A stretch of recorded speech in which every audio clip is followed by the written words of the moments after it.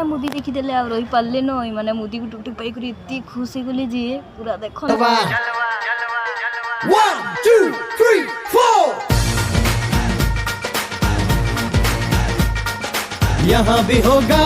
तो आम बाबूर झलक देखी सारा पर चली गोटे नमूना के भेट करवार लगी जिनटा कि आम आगे भेटवार के पाइलु आ तेन बहुत किसी कथा से आमको जानबार के देला। ये मतलब बालझोड़ा उस ऊपर आधा घंटा बुझाला उतारू फिर भी मतलब बुझे ना पड़ला फिर से लास्ट